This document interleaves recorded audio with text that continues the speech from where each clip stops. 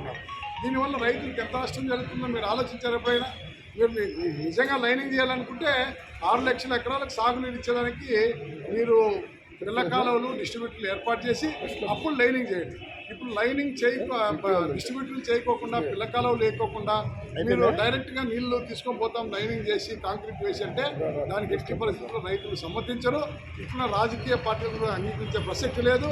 ఈరోజు అనంతపురం ప్రెస్ క్లబ్లో round table సమావేశం జరుగుతుంది. అన్ని పార్టీలు అన్ని రైతు సంఘాలు కూడా దీనికి హాజరైనాయి.